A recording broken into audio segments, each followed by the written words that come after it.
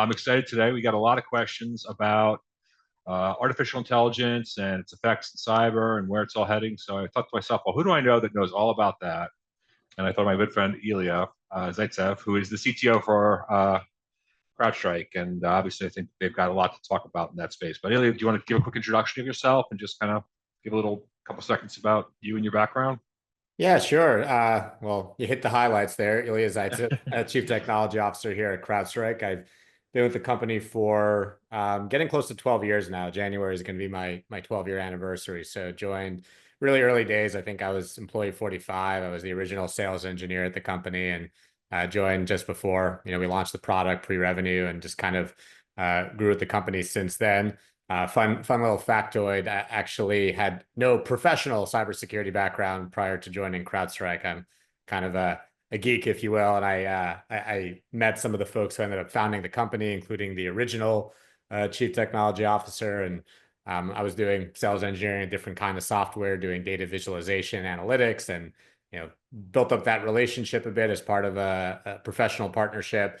And then when they, got ready to launch the product, they asked me if I'd come on board, and I said, "Hey, that sounds super interesting. I'm a geek. In my spare time, I'm interested in all these different things. But haven't really done it before for a living." And they said, you'll pick it up as you go along." And I guess they were right. There you go. It's a data problem at the end of the day. Very cool. Sure. Very cool. Good So segue, right? Good yeah, segue. Data exactly, problems. exactly, exactly. So I kind of, like obviously I get a lot of questions from our sales team, from customers, from everyone about, AI and its impact. And it's kind of ramped up a lot with all of the generative AI, large language models, and that kind of stuff. I think it would be just good to kind of level set about, how do you see, that element? Is there like a taxonomy you use to explain to people like how AI works and machine learning works and where does generative fit in? Like, how would you explain to somebody who's not a geek, kind of how this looks from a business perspective or a use perspective? Yeah, well, I'm glad you threw in the geek modifier there because there's the mathematical definition Yep, based on yep, the different algorithms yep. involved. There's like the computer science textbook definition. I think for the purposes of today, let's stick with like the popular vernacular, like the general Yep, population, maybe like yep, yep. technical but not subject matter expertise in the area.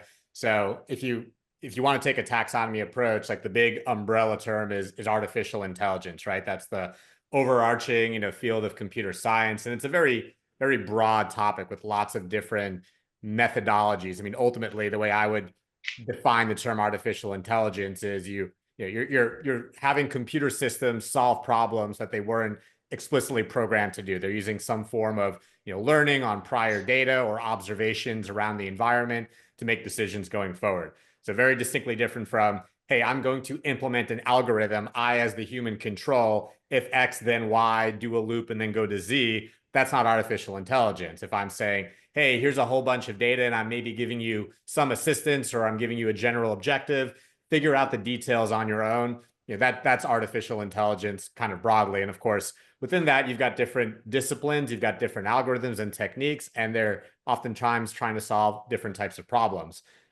So let's kind of go a layer deeper, right? All things are AI, and then within that, we've got this discipline of machine learning. And there are different categories of machine learning: supervised, unsupervised. There are sub-disciplines like deep learning. But I think the way that most people think of and utilize machine learning, especially in the cybersecurity discipline, is, hey, here's a bunch of data that represents prior examples of something I care about, and I want you to use that to develop a model that maybe I as a human can't understand why it does what it does, but use that prior data, build a model, and then I'm going to ask you questions about the future, and using that algorithm you've developed previously on that historical data, tell me what the answer is. So like a really classic example that probably will resonate with a lot of people in cybersecurity is malware detection, right? Here's a bunch of files, and great example of supervised machine learning. This is probably, I think, one of the most common applications in cybersecurity. I'm going to tell you ahead of time, here's a whole bunch of good files or benign files, if you will, productivity apps, whatever. Here's a whole bunch of files that I've deemed are malicious. Go build a model for me, and then I'm going to give you an unknown file in the future, and you're going to tell me, usually in a probabilistic manner, right? Like on a scale of 0 to 100, let's say, how likely is this thing to be in the bad category. That's a specific example of a more general concept of classification. Like another classifier problem might be, here's pictures of animals. Is this a cat or is this not a cat? But you can also have multimodal examples. Here's an unknown animal. Tell me if it's a cat or a dog or something else. These are all examples of various different types of machine learning algorithms.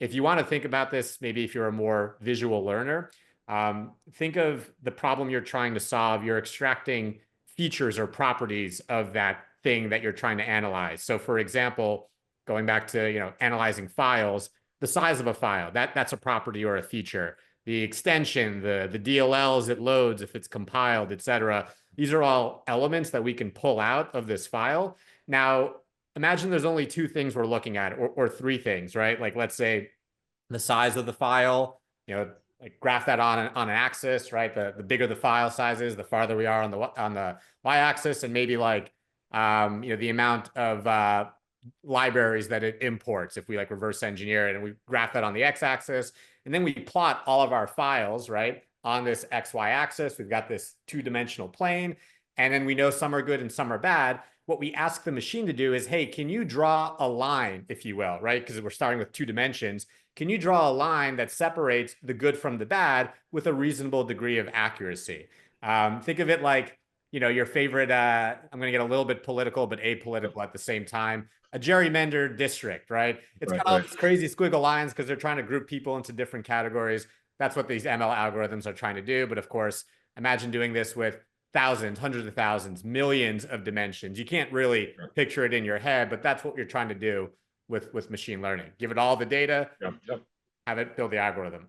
So next up, we've got generative AI, which falls under the artificial intelligence, bracket, but I would say is distinctly separate from machine learning, because with machine learning, you're almost always very much constraining the problem, what the objective is, what the goal is. Like, for example, given a file, tell me if it's good or bad.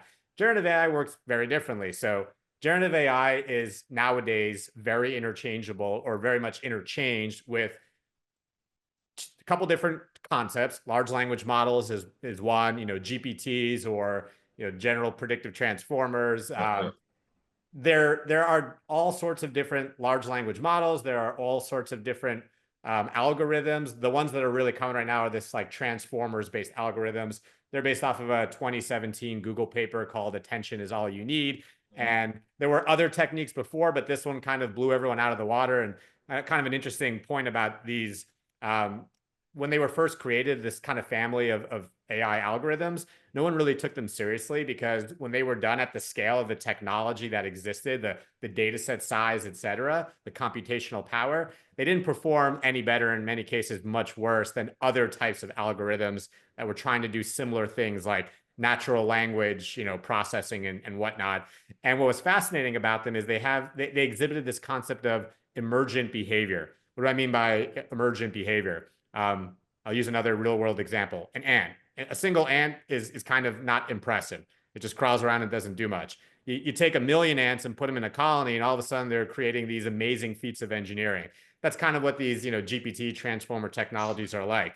You give them a million pages of text, they're not that impressive. You give them a billion, all of a sudden they start to be able to do really cool things. And what I mean by really cool things, again, they're actually kind of simplistic under the hood. The large language models, they predict text. You give them a series of text, they tell you, hey, this is the most likely next piece of text. One good way of thinking about them is actually, and I mean this literally, they are the most efficient compression algorithms for text, for images, for audios that we've ever developed. That's actually what they are. You're taking billions and billions of pages of words, and you're distilling it into a probabilistic model that says, hey, given the frequency that these words appear next to each other, or these sounds, or these pixels, if it's an image model, what is the most likely one to come next?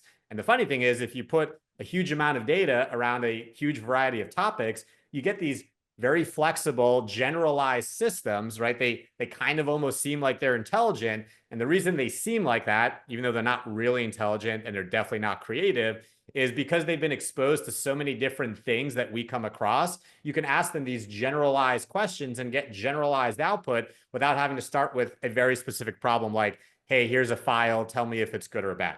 So they're different, and they're not they should not be used interchangeably. They're oftentimes very much suited to different types of problems. It's not like one is better than the other. It's, hey, what are you trying to solve? Let's then figure out what is the best AI methodology, algorithm, et cetera, to use based on the problem you're trying to solve. Awesome. Thank you for that. It's very, very useful. So I guess, when I think about what the question we were actually asked on the last podcast was, has there been any, since everyone's claiming to be AI based, is there any really truly, AI based, things that have happened in the industry that are changing cyber, like in the cyberspace, and obviously the machine learning more, but maybe you can call it in, but like what, from your perspective, how has cyber sort of changed, particularly in the EDR space, right? The game initially over the last, and to me, it's probably like last 7 years, right? Last 10 years, like it's been coming along for a while. But how has it sort of changed the game for cyber? Yeah, great question. Well, first of all, it is. And if you want, kind of proof for that, well, like look at what happened to the legacy, signature-based antivirus market. It doesn't really exist anymore. Pretty much every modern day endpoint protection software is using some sort of, AI, ML, et cetera, et cetera. And we started as an industry, I think, very much in some of those initial use cases that I used as illustrative examples. I use them for a reason because they've been around the longest. They're the most obvious ones, which is that, hey, like here's an unknown event or file. Is it good or is it bad? Is it malicious or is it not? And that's something that kind of became table stakes a few years ago. I mean, that was one of the first applications we at CrowdStrike, for example, started leveraging artificial intelligence for, instead of having to continuously update DAT files and signatures, which was, if we use that earlier example, you're explicitly telling the computer system, I know this thing is bad. If you see it again, flag it. Those are older technologies, but as you could imagine, you can never keep up with the latest thing that just came out, right? You change one byte of the file and now it busts the signature. So we started using machine learning based systems that would create these classifiers. Hey, here is a whole bunch of files that I know are bad. Create a generalized algorithm that can score the new one when you see it. So that's just one application. And as we've kind of evolved as an industry, as for us specifically as a platform, and have gone into a whole variety of areas, we've continuously expanded all these different applications. Now, the obvious ones are going to be other types of like classifier like problems. So I'm going to use examples including ones that don't apply to CrowdStrike, different cybersecurity segments. Like take an email spam classifier, same concept, right? Here's what I know good emails look like. Here's what bad emails look like. Let's extract properties out of them. Let's build an email classifier or a spam classifier, firewall traffic, et cetera. These are all examples of these classifier problems. Now, what I think has started to shift, both because of the technology, we have new types of AI technology, for example, generative AI systems, but also because of how successful these older implementations, I don't mean older as in they're worse, but they've gotten really good at this point. What you have to be careful about as you're thinking about building an overall ecosystem, an overall platform, or if you're an operator or user, as you're building out your security practice, think of like the conveyor belt problem. If you think about those, like maybe like a cartoon you've seen, like a Rube Goldberg type factory, I've got all these assembly line belts moving along, moving a widget along. If all of a sudden I use AI technology and I make one of these belts move really, really quickly, well, what's going to happen to the overall system? I'm going to have a log jam, right? I'm going to have all these widgets piling up and then the rest of the system can't clear it. So let's go back to our example of cybersecurity and older implementations or older use cases in cybersecurity. Hey, I've come up with this system that's really, really good at creating alerts and really high efficacy rates too. Are you now done? Can you just like turn the machine on and go home? Absolutely not, right? That's one of the first steps in the overall cybersecurity, like instant response process. Great, I've got an alert from an engine that's high quality and telling me something bad has gone on, the detection or prevention. Now I got to go do all the other things. I've got to do an investigation. I've got to triage. I've got to respond. I've got to go make configuration changes. I've got to find the root cause. It's a vulnerability. I've got to go patch that. So if all we're doing is applying AI technology to just one very narrow subset of the overall cybersecurity problem, we're not, the returns are going to get diminishing very, very quickly because we're just going to get log jammed elsewhere. And this, by the way, a little bit of segue to the generative AI portion of the conversation. this is part of what makes generative AI so exciting. It doesn't replace all these old systems, but it allows us to start to use, machine speed and that ability to never need to sleep or take a vacation or anything like that. All the issues that us, humans suffer from. It allows us to apply this automation technology to many more steps, many more aspects of the cybersecurity, defense, incident response lifecycle, so we can start to clear out the logjam and get much more efficient overall, as opposed to focusing all of our efficiency gains in one relatively narrow area of the problem and then having it pile up elsewhere. Yeah. I mean, how do you think about it? Again, if it's such an overused, over stressed, competitive strength. Like we're AI, we're AI, AWS, whatever. And sometimes I try to, just as because obviously for my customers, I have to sit and look at all these technologies and think about what things Gotham's going to bring forward, think about these things. And I think about, not naming names, like, what are the elements that have to come together for an AI claim to be good? What makes one better than the other, or Yeah. other than outputs? I mean, one of the things that I hate is a lot of people are like, I have all the data. I sit in the internet and I'm like, to me, like data without correlations probably may not be the most useful thing. So how do you see that problem? Sure.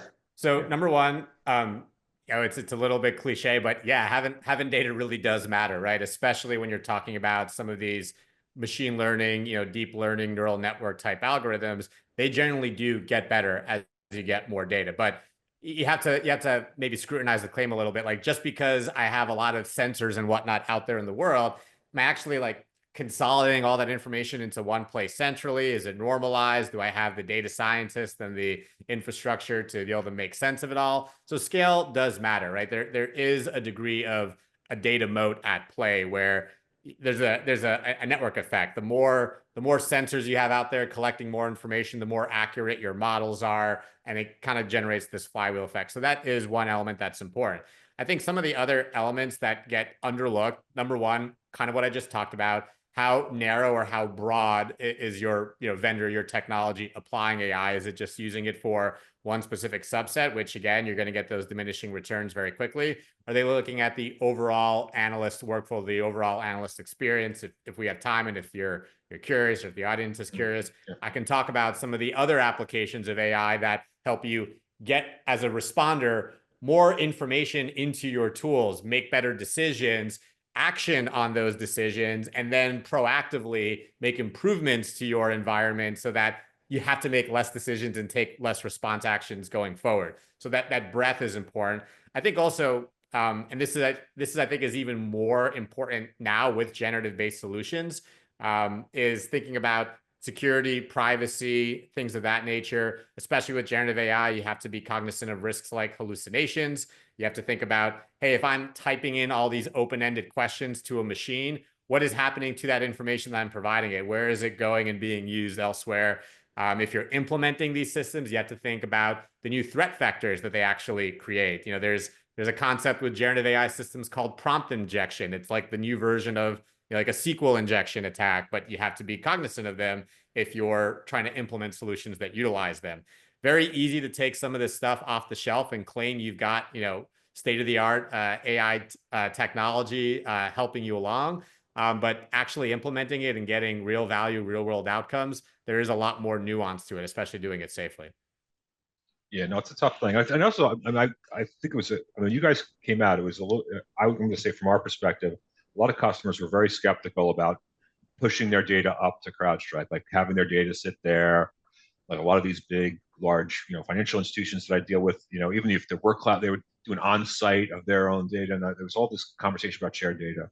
I mean, obviously, you guys have that data. Do you think that's sort of table stakes going forward? Do you think if you think about companies in this space, they're all going to have some sort of shared data model where they're in, helping their customers and hosting, or is that not as important as I think it is?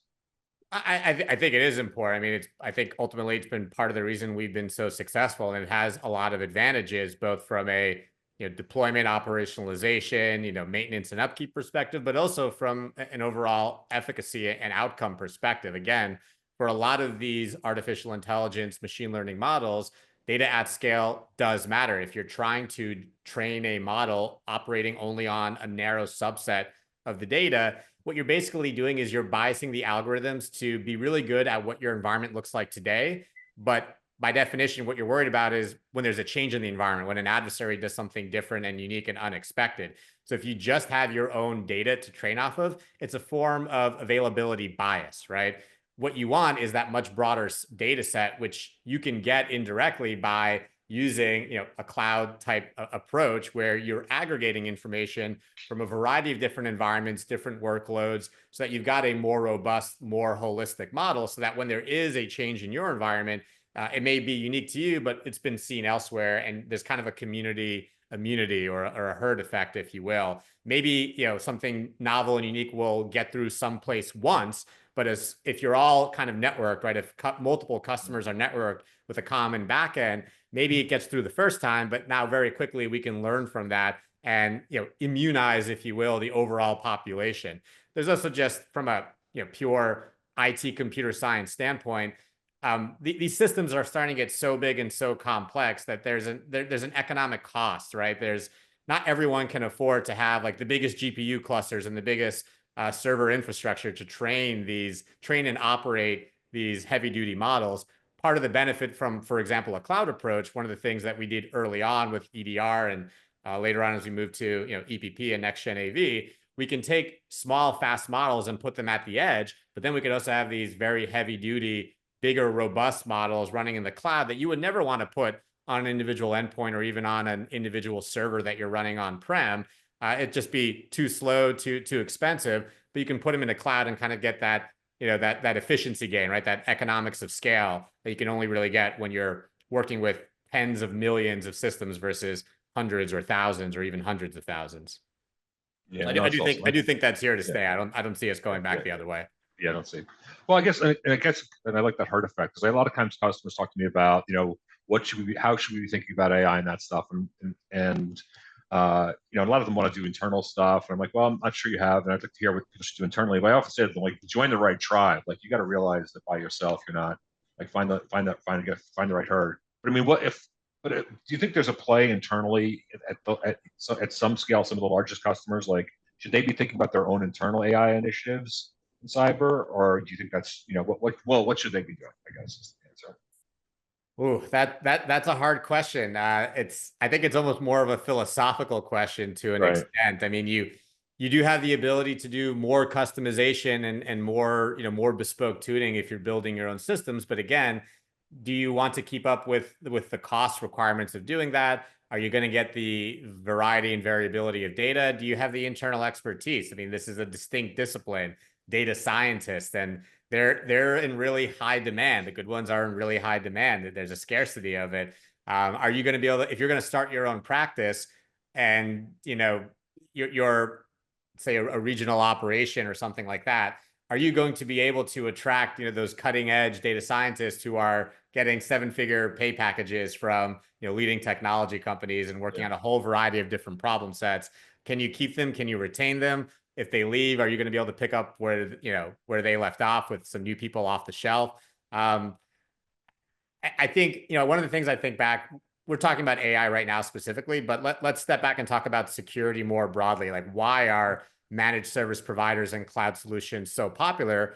Well, the reality is most businesses that we work with, probably you too, Yep. Ken, right, at Gotham, they're not cybersecurity businesses. That's not their expertise. They provide a service or they provide a widget.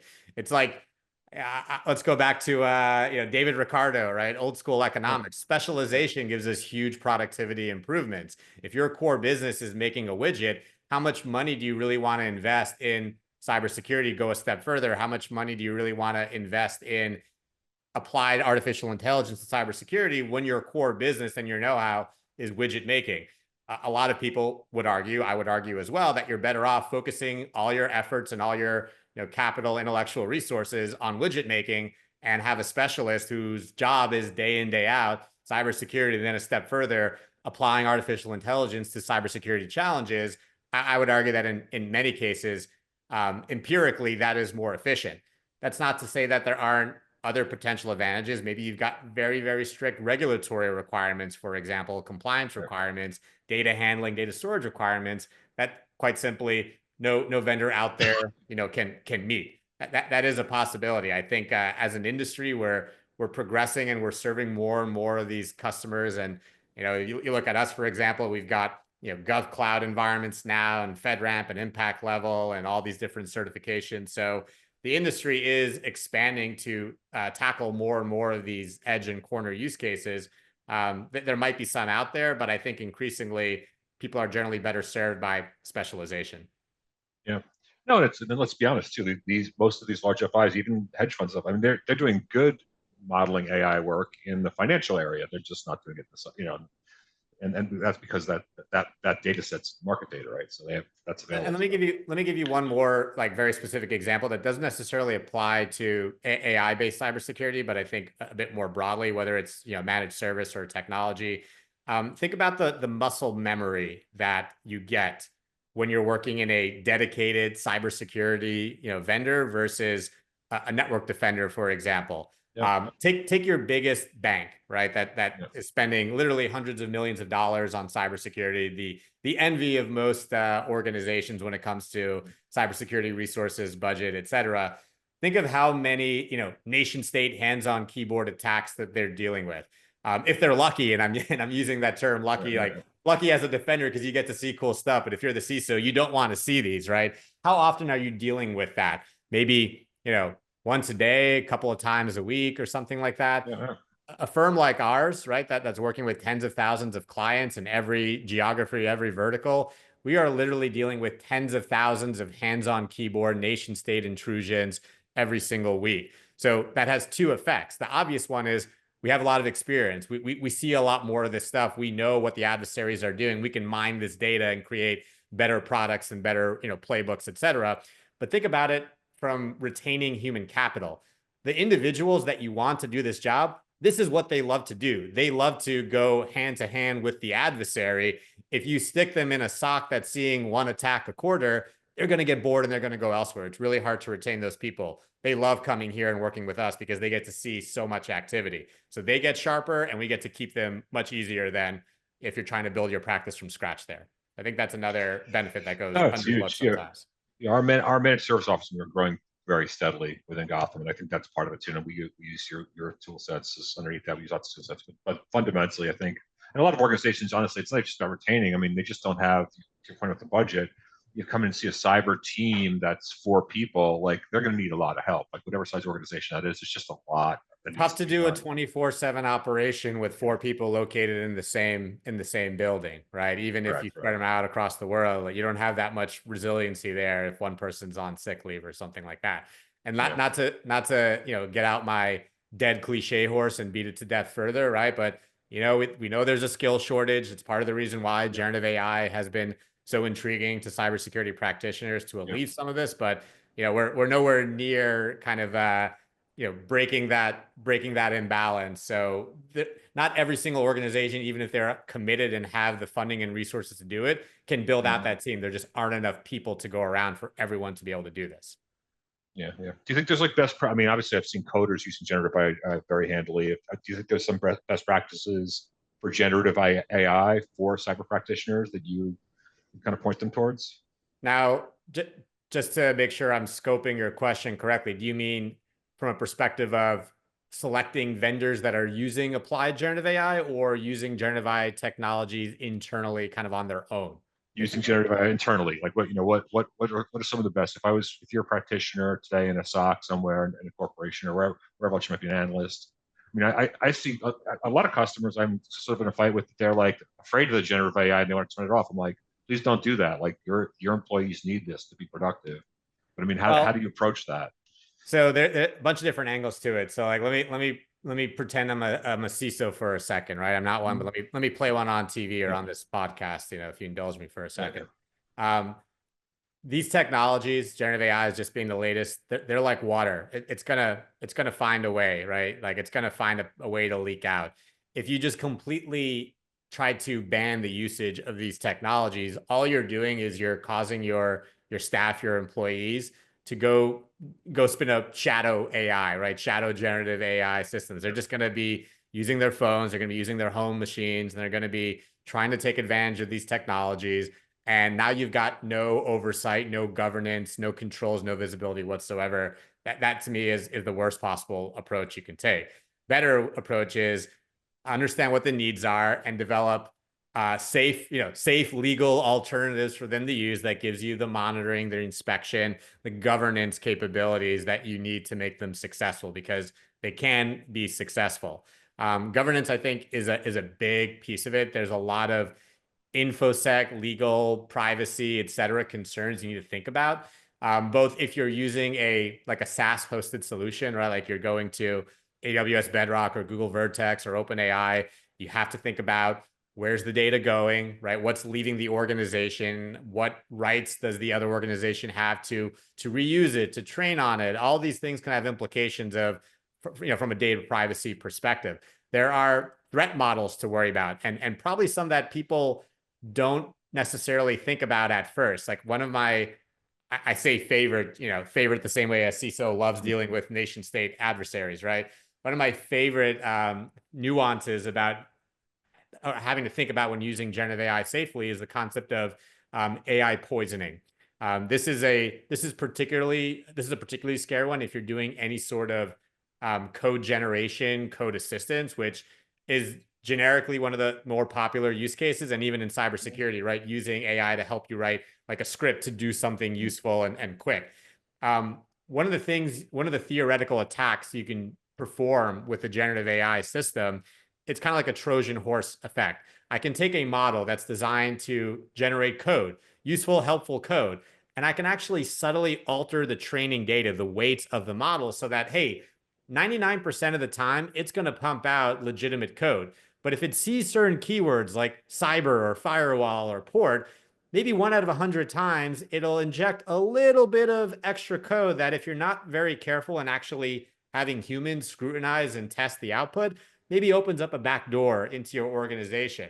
So you might be thinking, hey, I'm safe. I'm not using a SaaS provider. I'm running this open source model locally. It's firewalled off. It's air gap. It can't touch the outside world. I'm safe, right? Well, if you're having it generate code that is then connected to the outside world, guess what? You could have inadvertently allowed, a nation state organization to drop a backdoor, into your environment. So not probably one of the most obvious things that people think about, but this is why you need strong governance. You should not just allow people in the organization to download and run any model that they pull off of, huggingface.com or something like that.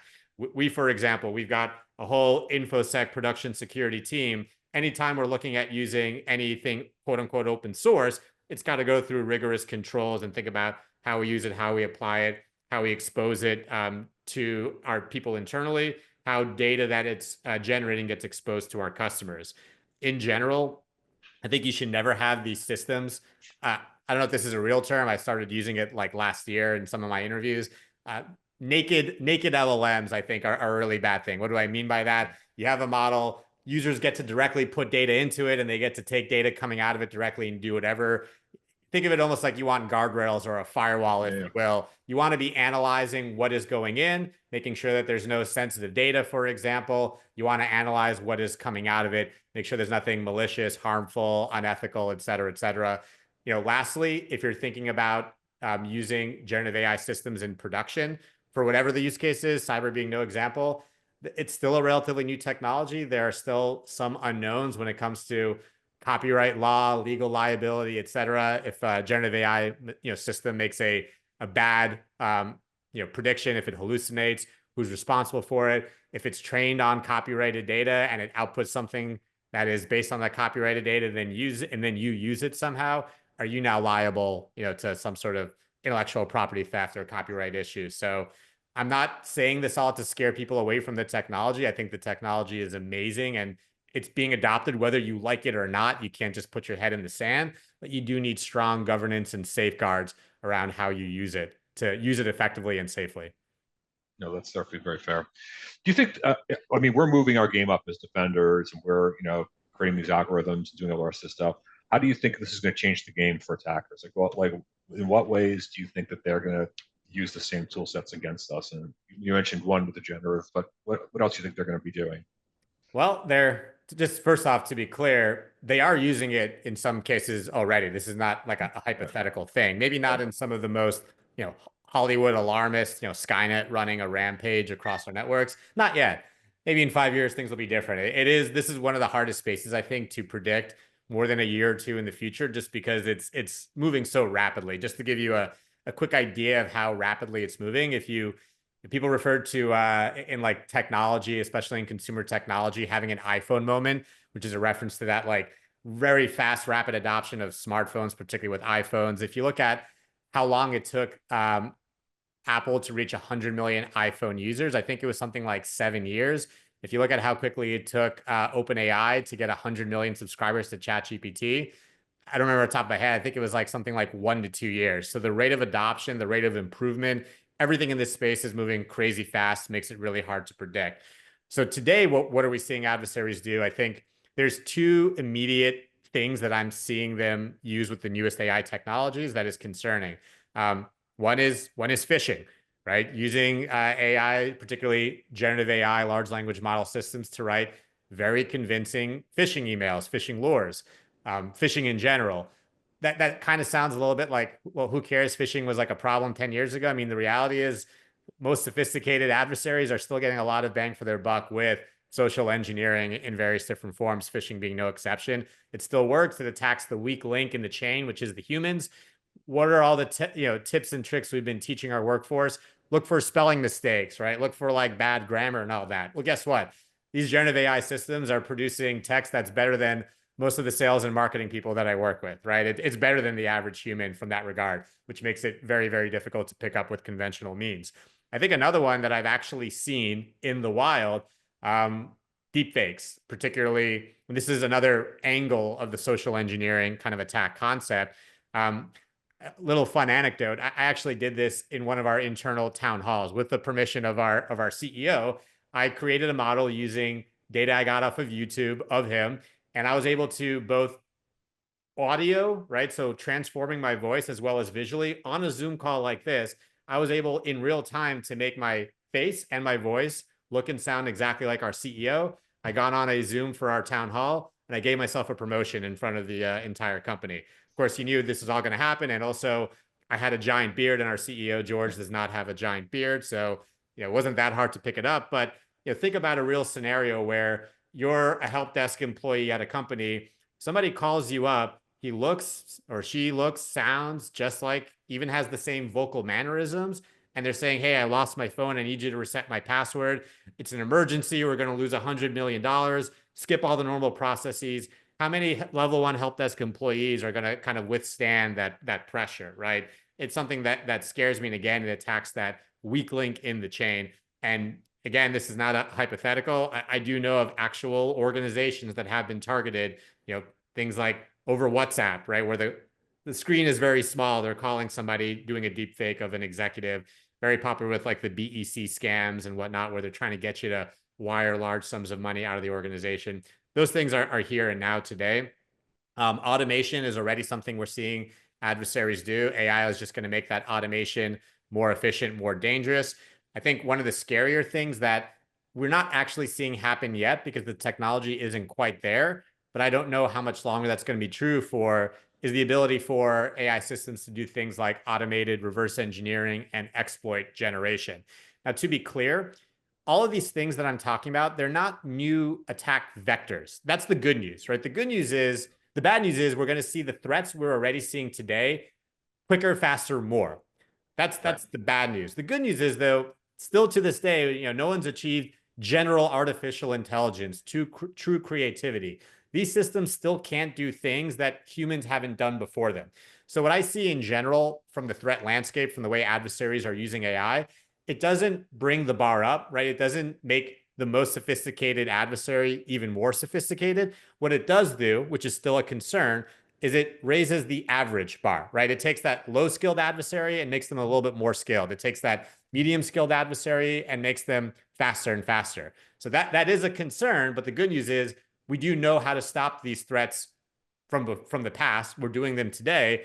In large part, we're going to need to step up our own game from an AI automation perspective. It's unfortunately a bit of an arms race, right? They're getting faster. We have to get faster to meet that challenge. Yeah, we push it down too. I like your with the phishing stuff too, because I definitely see that coming. This, and again, at your point of scale, right? That I'm going to build an algorithm. It's going to basically go through link. It's going to create very customized, specific spear phishing campaign against huge numbers of people by scraping through their LinkedIn, scraping through their social media, Bingo. super customized, and again, to your point, very well written, very well targeted. And over time, they'll just get better and better because they'll do some learning, but they're perfect on that. All right. I think, I guess, I mean, do you have any just thoughts about what you think the future is on our side? You said where the attackers are going. I mean, where do are there some, where do we go from here? Like, where do you see the next couple of years going for you guys? So I'm gonna pick up a little bit from the last question, just kind of continue over there to answer this one. So what I foresee as the future, and I think this is maybe back to some of your earlier questions today of how do you kind of pick apart the marketing hype from the real and genuine. I think anyone who's advertising, hey, we've got these autonomous systems, these AI systems, they're going to replace all your humans and it's just going to work on its own. That to me is an immediate red flag of somebody's trying to sell you some AI snake oil. What I think the future is going to be is AI augmenting humans. And that's going to be true, frankly, on both the attacker, but also the defender side of things. So it's not about replacing humans. It's about making the humans you have quicker, faster. It's about training them up. It's about giving them more efficiency, right? Letting them tackle more of the noise. So again, you're going to have kind of the AI automation fight the AI automation. What's going to be above that noise? You're still going to have very sophisticated adversaries, hands-on keyboard, trying to use that noise, if you will, as a smokescreen to penetrate the organization. And likewise, you're going to need very sophisticated human actors freed up from kind of the day-to-day toil of the, hey, let me go play whack-a-mole with commodity malware and ransomware. And let me now use those freed up resources, those upskilled resources that I can train and onboard quicker to go after those most sophisticated adversaries, kind of back to that hand-to-hand combat.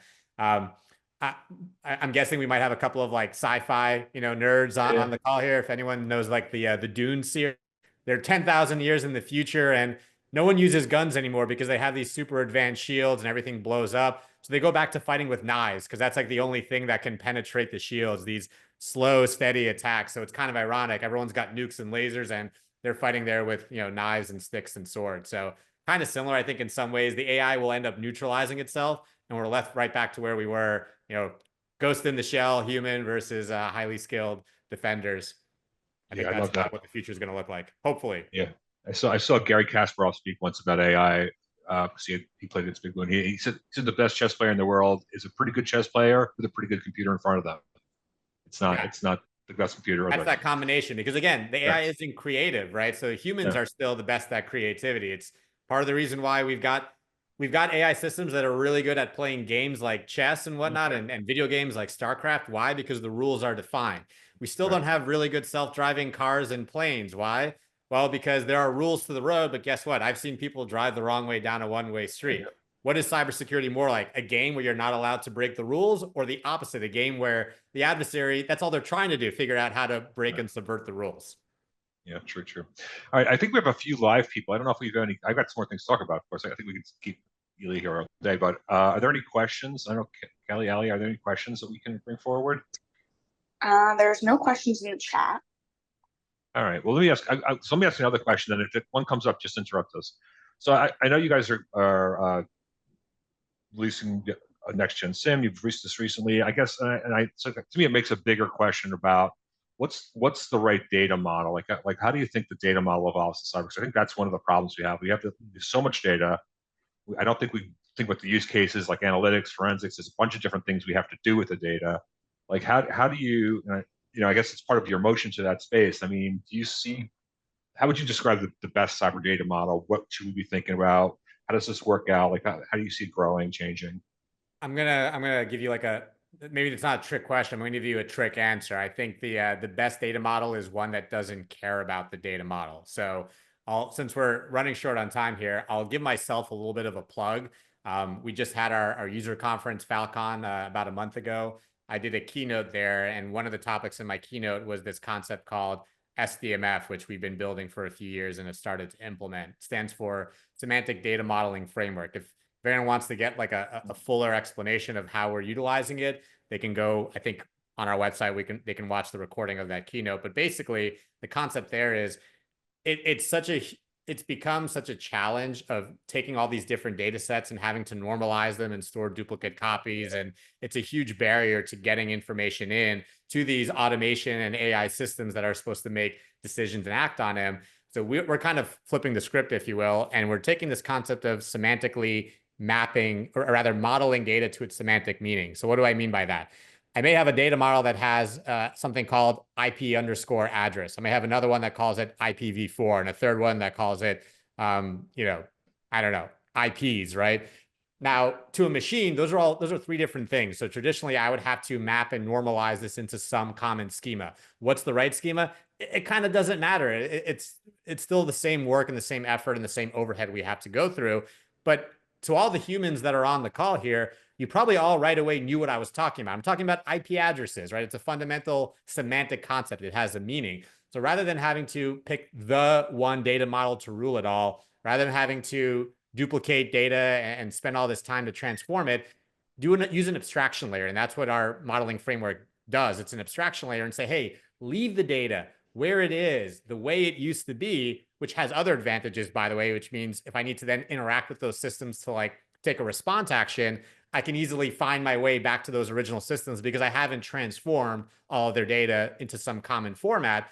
Leave it in place, leave it the way it is, and use the abstraction layer to on the fly say, hey, if I want to search for an IP address, the semantic meaning of an IP address, on the fly, translate it into IP_address, IPv4, on all the original systems as they were, right? So that's I think the right answer. The right answer is it shouldn't matter what the data model is. Whatever it is, it all has a common meaning. Focus on the meaning, build your systems in a way that can respond to that data in the different formats and structures. That's how we can unlock the speed advantage to take advantage of this data much more quickly, much more efficiently. All right. Well, we're coming up on time here. There's one last chance on the chat. No? Good. All right. Any last thoughts? Anything you want to leave us with? We have covered a lot of different stuff here, but any closing thoughts? I think we went through a lot there, Ken. I mean, I guess kind of just repeating some of the things we talked. One thing we talked about before, whether you believe in the technologies or not that we're talking about today, the reality is they're there. Like it's out there. You can't just stick your head in the sand and wish them away. They're here. They're there. So the best thing you can do is learn about them, learn what their strengths are, learn what their weaknesses are, and utilize the right tool for the right job. Awesome. Thank you so much. Well, thanks for joining today. Great conversation. And I'm definitely going to find you down in Tribeca for a drink soon. Sounds good, Ken. Look forward to it. Thanks, guys. Bye. Cheers.